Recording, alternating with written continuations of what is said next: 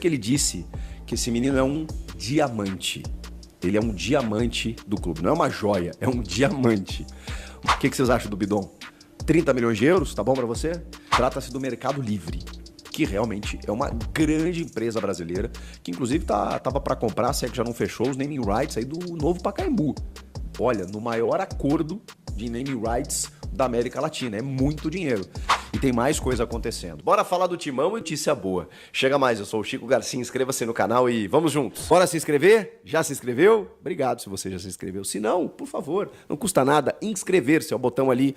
Clique em inscrever-se, vamos nessa. Fazer um merchan aqui de uma entrevista que vai ao ar na próxima terça-feira na ESPN, do Antônio Oliveira para o meu amigo Renato Rodrigues, comentarista, que esteve no CT e conversou com o Antônio. Eles exibiram um teaser aí na rede social de pelo menos um trecho da entrevista e eu fiquei impressionado com o que o Antônio Oliveira falou sobre o Breno Bidon. Primeiro que ele disse que esse menino é um diamante. Ele é um diamante do clube. Não é uma joia, é um diamante. Mas ele chega em determinado momento e fala assim: vou ser o mais honesto e transparente com vocês. Foi o jogador que menos me impressionou. Menos me impressionou quando eu cheguei aqui e começou a treinar com a gente e tal. Ele confessa que ele não deu bola nenhuma para o Breno Bidon. E achei um jogador, sabe, que não me encheu os olhos. Ele cita isso. Aí ele revela que no jogo contra o Água Santa, aquele último do Corinthians no Paulista, o Corinthians já estava eliminado. Depois tinha um jogo de Copa do Brasil contra o São Bernardo, então ele bota reservas naquele jogo. O Corinthians acho que empata em 0-0, inclusive. Já estava eliminado, não tinha muito o que fazer. Né? O jogo em Diadema, lá contra o Água Santa. O Corinthians perde o Rian, volante, o menino Rian da base, expulso no final do primeiro tempo. E ele estava jogando com uma linha de 5. E aí o que ele faz? Ele bota o Bidon, mas ele mesmo fala assim: cara, eu confesso que eu botei o Bidon pelas opções que eu tinha no banco e para continuar fazendo uma linha de 5 ali, o Bidon como um 5, e aí ele pensa assim: ó, eu boto mais um lateral, linha de 5, mais 3 médios e o Romero lá na frente. Foi assim que ele fez. Ele tirou o Pedro Henrique e o Mosquito daí, botou um lateral, botou o Bidon para fazer a função de 5, que ele não tinha o Rian, e deixou com mais 2 volantes ali e o Romero lá na frente. Ele falou que o jogo até melhorou, que o Corinthians até teve chance de ganhar no final da partida, assim, e que o time melhorou mesmo com um a menos. E aí que ele começou a perceber os primeiros movimentos do Bidon nesse jogo e que ele ficou maravilhado. E que ele percebeu assim: caramba. E aí ele começa a falar dizendo o seguinte: aí eu comecei a perceber que ele é um jogador que taticamente ele percebe o jogo. Ele lê o jogo. Ele é muito inteligente. Ele tem uma leitura tática do jogo que é diferente. Por exemplo, e aí ele começou a dar exemplos. Se você perceber, ele compensa o Rodrigo Garro, que é um jogador que tem muita gente criticando, eu não. Eu acho que o Garro ele só não está fazendo gols ou dando aquela assistência para o gol, mas muitas vezes ele faz o trabalho anterior. É um cara muito dinâmico, eu gosto do Garro. Acho que ele tem que estar ali, um cara que se envolve com o jogo. Mas ele disse que o Garro não tem tanta leitura tática, mas tem outras valências, e que o Bidon acaba compensando o Garro. Como? Se você perceber, o Bidon ele se desloca muito dos lados, exatamente para o lado oposto que está o Garro. Então o Garro muitas vezes vem buscar uma bola e deixa um espaço vazio. E o Antônio Oliveira revelou que o Bidon tem esse conceito, que quando ele percebe um espaço vazio, ele sabe que ele precisa ser ocupado. Só que isso é automático dele, isso é instintivo do Bidon. O Bidon ele sabe preencher o espaço, ele preencheu o setor. Então se o Garro caiu lá pela direita para fazer uma tabela, uma triangulação, imediatamente o Bidon vai se colocar mais à esquerda, pisando na área inclusive, dando mais opção para que daqui a pouco essa bola seja invertida, ou mesmo quando o Corinthians perde a bola e ele percebe o Garro num lado, ele está do outro. Ele fica fazendo esse balanço, esse equilíbrio. É um jogador de alta técnica, muito boa técnica, mas especialmente de uma leitura tática diferente. E ele diz que a tendência é crescer mais, cada vez mais, e que o clube tem nas mãos um diamante.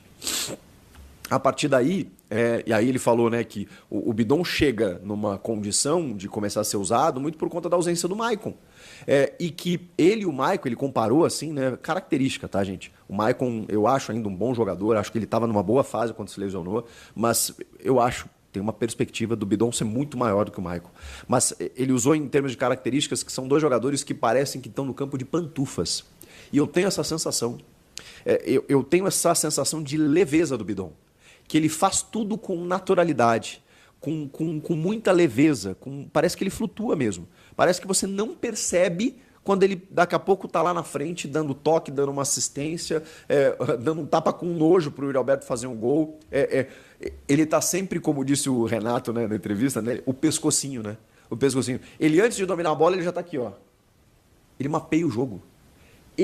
Quando ele recebe, ele já sabe o que ele vai fazer. E isso, cara, é um jogador que adquire essa maturidade, esse nível, com 25, 30 anos. E o Bidon tem 20 anos, gente. O Bidon é muito jovem. Acho que até menos do que 20 anos. O Bidon vai, assim, é um diamante. Pela questão tática, pela questão técnica, pela maturidade dele, pela inteligência, pela personalidade. Ele joga, assim, naquele meio campo com... Eu vou fazer uma comparação que vai ser até ruim pro Bidon. Não deveria fazer, mas eu vou fazer. Vocês já viram, até pela característica física diferente, tá? Vocês já viram o Rodri do Manchester City jogando? Cara, o que esse cara faz... Claro que ele tem mais força física, ele tem mais imposição, né? Até pela altura do Rodri, né? Pela força do Rodri e pela idade do Rodri, né? O Rodri tem 26 anos, então, mesmo assim, é um volante, o melhor volante do mundo. Para muitos, até o melhor jogador do mundo, né? Vai rivalizar com o Jude Bellingham aí, no Bola de Ouro. Mas, cara, o Bidon, ele tem essa tranquilidade de fazer o jogo andar e de se posicionar sempre corretamente. Ele nunca está no espaço errado, ele não tem tomada de decisão errada. Erra um passe, outro aqui. Não é um jogador do drible, mas é um jogador do mapa, do concerto, da administração, da organização. E é um jovem que estava aí e que, curiosamente, Antônio Oliveira, quando viu nos treinamentos, pensou, não deu muita bola. Aí precisou colocá-lo num jogo para perceber, caramba, esse moleque... E mesmo assim, eu quero ver essa entrevista, porque ele não falou sobre isso. Depois disso, a escolha pelo Antônio foi de dar sequência para o Fausto Vera. E aí começou aquela pressão para cima do Fausto, né? Da torcida, da imprensa, até que em determinado momento ele não teve jeito, ele teve que soltar o Bidon. E tá aí o Bidon fazendo o que a gente está vendo. Que loucura, hein? Terça-feira, hein? O Antônio Oliveira concede essa entrevista, eu estou muito curioso para saber o que mais ele falou. O que vocês acham do Bidon? 30 milhões de euros, tá bom para você? Bom, pessoal, na noite da sexta-feira, o diretor jurídico do clube, conceituado no mercado, Yoon Ki-lee, resolveu pedir demissão, se afastar do cargo. E o diretor jurídico é um cara muito importante dentro do clube, porque ele cuida de simplesmente todos os contratos, todos os processos. É um cara que avalia tudo, inclusive da chegada de patrocinadores. É um cara que analisa tudo, juridicamente falando. Não só ele, e também Fernando Perino, diretor de jurídico adjunto, que deve sair aí nas próximas horas. Ou seja, o departamento jurídico esfarelou, se desfez. Um departamento importante e de pessoas ligadas e de confiança do presidente Augusto Melo. O presidente já havia perdido o diretor de futebol Rubens Gomes, o Rubão, e recentemente o Sérgio Moura, superintendente de marketing, que pediu licença do cargo por conta de todas as denúncias envolvendo a intermediária da Vaidbet, a patrocinadora master, muito por conta da empresa, né, desse intermediário, a empresa de Alex Cassundé, e Alex Cassundé ser uma pessoa ligada a Augusto Melo. E depois os repasses que foram feitos a uma empresa que tem uma suposta laranja, né, uma pessoa que inclusive deu entrevista aí com medo de ser ameaçada de morte, mora numa casa simples lá e tem o seu nome vinculado a essa empresa. Ou seja, tem muita coisa estranha que precisa ser apurada.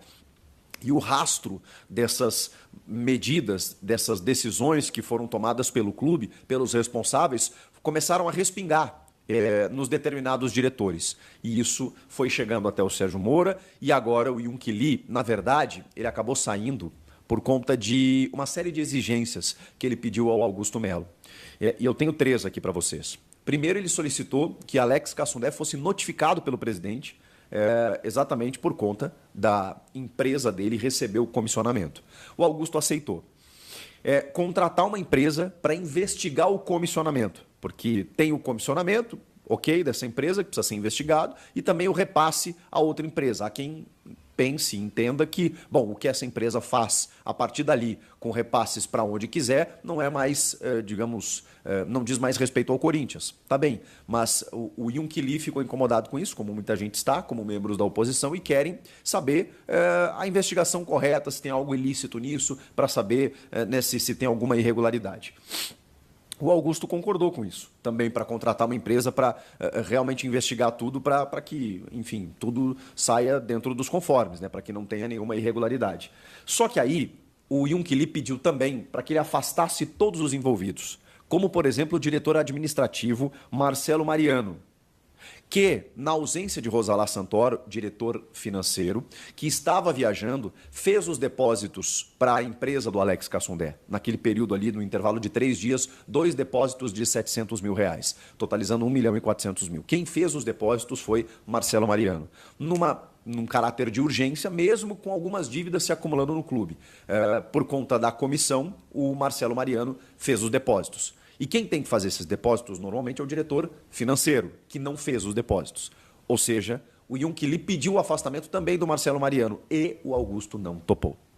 Por conta disso, por não afastar um homem da sua confiança, o diretor administrativo Marcelo Mariano, que o Yunque Lee resolveu sair. E com isso o Fernando Perino veio na carona. Sendo que o Augusto já segurou o Rosalá Santoro, que na quinta-feira surgiu uma notícia no final da tarde que ele estava fora, mas o Augusto convenceu-o a ficar. Está caindo todo mundo na volta do Augusto Melo. É impressionante. O cerco está fechando.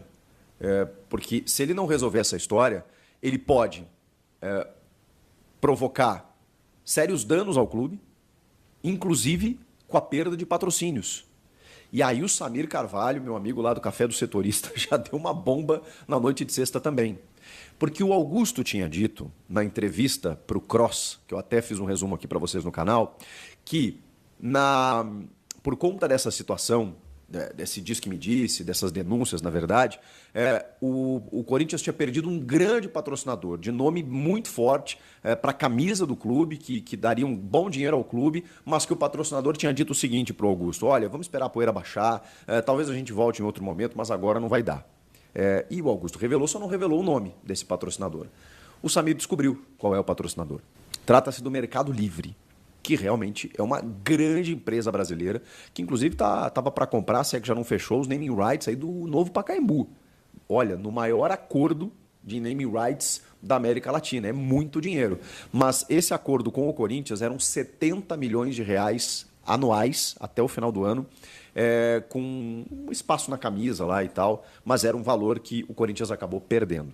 Mais uma empresa que o Corinthians perde. Só que o grande temor nesse momento é você perder a VaidBet, que é a patrocinadora master, que é o que corresponde à grande receita do Corinthians nesse momento, os 370 milhões em 3 anos. Pois bem, a VaidBet, o Augusto, naquela entrevista para o Cross, chegou a dizer o seguinte: não tem nada disso, a empresa tá nos apoiando, está tudo certo, os caras, a gente está preocupado aí porque na verdade a oposição, as pessoas que não querem o bem do Corinthians estão querendo criar essa imagem, né, de uma falta de credibilidade, mas a empresa, olha, é a melhor parceira que eu já tive, os caras não estão preocupados, estão tranquilos. E tinha uma informação durante a semana que a VaidBet ameaçava até rescindir o contrato. Pois bem, depois dessa entrevista do Augusto, dizendo que estava tudo bem, houve uma notificação, né, uma nota oficial da VaidBet dizendo que não está tudo bem, não. Ela diz o seguinte: a VaidBet informa que tem acompanhado atentamente as publicações e manifestações envolvendo o comissionamento do contrato de patrocínio ao Esporte Clube Corinthians Paulista e que desde o mês de abril tem solicitado esclarecimentos sobre o caso.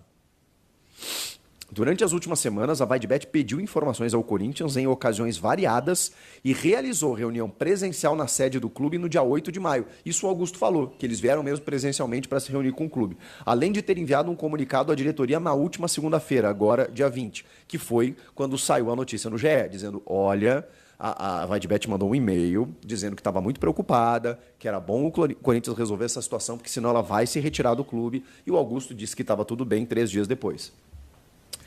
para finalizar a nota, desde o primeiro momento a VideBet foi contatada por um agente intermediário, ou seja, a VideBet confirmou que existiu ou que existe um intermediário, sobre a possibilidade de se firmar um acordo para patrocínio master do Corinthians e foi conduzida pelo referido interveniente até a diretoria do clube para o início das negociações. Nunca houve contato com qualquer outra empresa a respeito da negociação para o acordo de patrocínio. E aí, aqui, eles estão dizendo que houve uma pessoa que conduziu a VideBet até o clube, isso é muito praxe de mercado, isso é normal, mas que a VideBet não tem conhecimento sobre outras empresas. Então, ela quer esclarecimentos para saber por que começam a surgir agora muitas empresas relacionadas a esse comissionamento. E finaliza dizendo o seguinte, a VideBet observa com atenção os desdobramentos do atual cenário e avalia os próximos passos. Que pepino, hein? O Augusto Melo vai ter que resolver isso. Ou ele vai perder, já perdeu um patrocínio, vai perder um grande patrocinador e há uma crise interna dentro do clube que ele não está sabendo resolver. As pessoas estão saindo por conta da falta de transparência e esclarecimento, justamente tudo que ele pregou. Então, Augusto, ele vai ter que resolver isso. Vai ter que resolver. Só que eu não vou achar que isso não tem uma interferência indireta, vou colocar nesse momento, da oposição. Porque a pressão está muito forte. Os caras querem derrubar o Augusto de todo jeito. Eu não sei se o Augusto tem alguma ilicitude ou não. Eu realmente não sei. Tudo tem que ser apurado. Mas o fato é, o Augusto chegou numa pressão danada. E a oposição está trabalhando forte nos bastidores para tirar o cara do cargo. Se isso vai ser bom para o Corinthians ou não, a gente vai descobrir ali na frente. Que situação, hein? Comenta aqui, inscreva-se no canal e eu volto na próxima. Tchau! Fala, Curitiba, gente, filho do canal aqui, quem fala é o Daniel, trazendo aí mais um vídeo do Corinthians pra vocês, dar uma atualizada aí da situação do Corinthians, falar aí do Romero, né? Faz 11 jogos que o Romero não marca gol, não é só a gente que tá triste, ele tá triste também, dá pra ver aí pelos jogos do Corinthians, durante os jogos, quando ele erra os lances ou quando ele sai no final das partidas, tá saindo bem chateado, não tá gostando também dessa fase. Vamos falar um pouco disso no vídeo. Bom, galera, essa atualização toda aí desses assuntos do Corinthians, muita coisa acontecendo na parte diretiva, muita gente acabou caindo. Ontem eu acabei não fazendo vídeo, tirei o dia para dar uma descansada, uma organizada nas ideias. E, bom, aconteceu isso tudo do Corinthians ter um turbilhão de notícias aí negativas durante a semana e no final da semana acabou degringolando aí com vários diretores aí do Corinthians pedindo afastamento, ruim pro Augusto, né, que tá nessa fase de transição, tem aí os seus apoiadores aí, e eles estão aí acabando ficando mais longe dele por causa dessa situação toda que vai se tomando aí no Corinthians. Porém, a entrevista que o presidente deu esclareceu bastante coisa, deu uma apaziguada na situação, mas mesmo assim tem muita coisa para resolver. Essa semana tem viagem, tem essa situação do Wesley, né? Muito discutido o valor da venda do Wesley. Aí se discute também agora essa questão do próprio Breno Bidon. São dois ativos do Corinthians, dois meninos que estão despontando, né?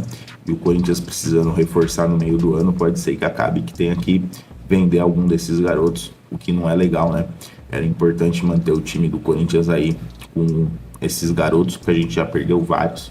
A lista é enorme, não vou nem citar aqui, vocês sabem. Começa desde o João Vitor, lá o zagueiro, lá atrás, que foi pro Benfica, e vem vindo, e a gente perdeu aí um time inteiro de garotos, bons garotos, alguns nem tanto, outros, por exemplo, como o Adson, né? Mais uns muito promissores, nem o Robert Renan, que tá sendo escanteado lá no Internacional. Mas enfim, né? Faz parte. A gente passou por 16 anos hiper complicados na direção e o desfecho foi o pior possível. Aí agora, tudo essas buchas na mão do Augusto, ele vai ter que ir arrumando o jeito de contornar. Galera, para finalizar, falar aí do Romero, né? O Romero já tem uns bons jogos que não marca gol, e como eu falei, dá pra ver na cara dele que ele também não tá contente nada com essa situação. Isso é bom, né? A gente vê que o jogador tá focado, tá querendo ajudar, tá querendo marcar gol, mas tá ajudando o time, tá correndo. Eu acho que a função do Romero ali, ela é muito importante, mesmo quando ele não marca gols, porque é aquele cara que marca, aquele cara que incomoda, que vai atrás. Aquele golaço do Wesley que saiu lá de cobertura, bola ali roubada ali pelo próprio Wesley, cobertura do Romero, que tá sempre atento no jogo. Porém, não tem saído dos gols. Acredito que isso vai ir se ajeitando aí com o passar dos dias aí. Acho que a entrada do Coronado é importante para ajudar o próprio Romero aí a ter mais condição de fazer gol, chegar mais bola lá na área. Aí é um ajuste que o próprio Antônio tem que fazer. Galera, comenta aí o que vocês estão achando. Fase diretiva do Corinthians, fase do Romero sem gols, valor da venda dos garotos, 25, 30 milhões, vocês acham que tá bom, vocês acham que não, que tem que segurar, que não pode vender agora? Comenta aí, eu leio todos os comentários, assim a gente vai discutindo um pouco mais do Corinthians aí durante o dia. Agradecer a todo mundo, deixar um bom dia, um bom domingo para todos vocês, para quem for assistir o vídeo agora, mais tarde, de noite. Tamo aí, não esquece, se inscreve no canal, ativa o sininho, ajuda muito. Mais tarde tem um vídeo aqui no canal para vocês também, beleza? Valeu, até a próxima e vai Corinthians!